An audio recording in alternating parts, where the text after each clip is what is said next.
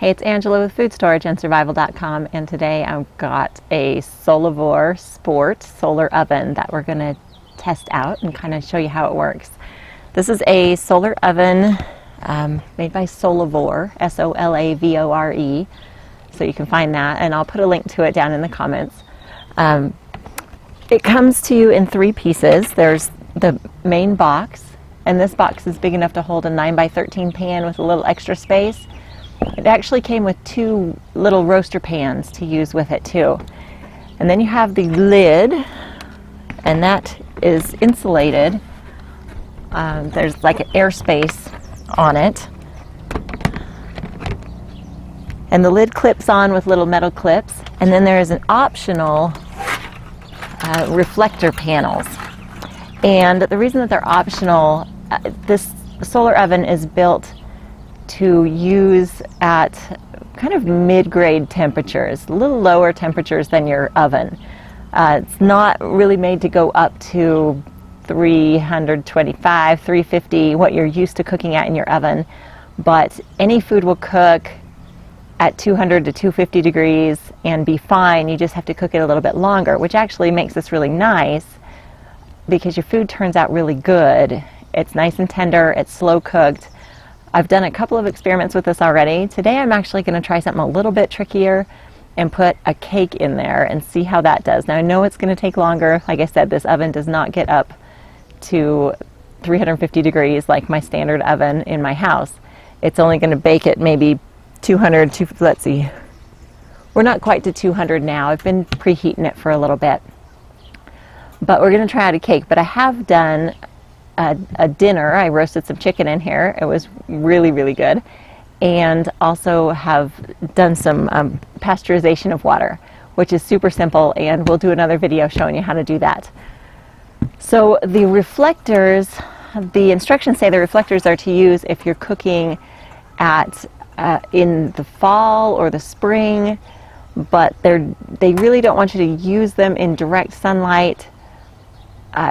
Can cause some overheating, some warping, extra condensation inside there. So we are not going to use them today because it's a nice sunny summer day in Utah.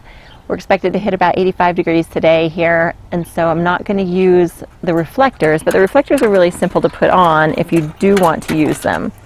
They open up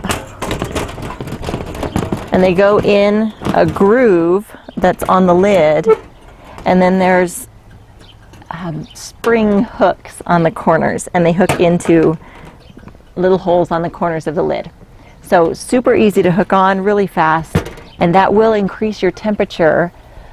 Again, best if you're cooking in the fall or the spring or at high altitudes, I think it said, and we actually do qualify as high altitude, but this little cooker gets hot enough without those reflectors. Ooh, that's like super shiny. All right. So, turn it around so you can see it. It's set at a specific angle, so there's really no adjusting for the angle of the sun, unless you wanted to, stack something up underneath there to kind of help it out. But it does, like I said, it cooks pretty good without messing with it. They've got it set at a good angle. And then to get it set at the right angle this way, so you can turn it, and to set it the right way there, you want to look at the shadow behind it. Yeah, I'm actually going to bring this over here. You want to look at the shadow behind it. Okay, and make that shadow square. So you see the square corners on the shadow, and if I turn it this way and I get out of it, then you can see that that shadow is not square to the box. So you want your shadow square to the box, and that means that you have it facing the sun as directly as you can. And that can be changed. You can adjust that and move it as the sun moves across the sky if you want to keep it as hot as possible. If you want to set it and forget it and kind of slow cook all day, then you set it to where approximately where the sun's going to be in the middle of the cooking time. And then you can, it'll just kind of heat up as the sun gets more in line with it and cool down a little bit as the sun goes across.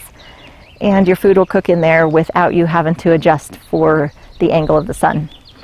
I'm going to do the adjusting today because I am trying to bake a cake in here. We're going to see how this goes. I've never tried to bake a cake in this one, so we'll see if we can get it to bake at the lower temperature. Should be interesting. And then you can all come over for cake, right? All right, we'll check that out in just a minute. All right, we're ready to bake our cake. I mixed up just a standard cake mix. That way I can kind of really get a better comparison to what it looks like when I bake it in my regular oven, because I have experience with these. Well, almost standard. It is the butter recipe yellow cake mix. So we'll see how it goes. Solavore does recommend cooking in thin-walled, dark-colored pans. And I don't have a dark-colored cake pan, so we're just cooking in the light-colored one. We'll see how it goes. Should be all right anyway. Okay, the oven is almost, let's see, it's about 225 right now. So I'm going to open up the lid, put this in, and then we're going to lock the lid down and leave it and let it bake.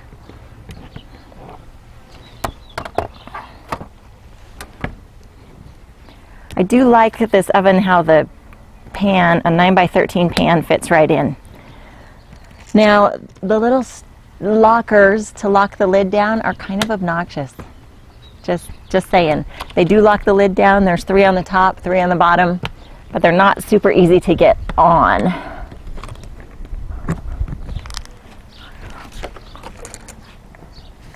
Okay, we'll check back in with this cake later. All right, here's our cake that was baked in the Solavore Sport Solar Oven. And this cake was baked for almost 2.5 hours at between 200 and 250 degrees, so it didn't raise up quite as much as a cake that would bake in the normal oven, but your regular oven baking times and temperatures are different at 350 degrees for about 30 minutes. So let's see, it is a corner piece. You can see how the outside edge slightly browned, but it's really moist. It's in no way overdone or dry. Good looking cake. Come on over and have some. All right, thanks for joining me for this review of the Solavore Sport Solar Oven, and you can always catch more from me on my blog, foodstorageandsurvival.com.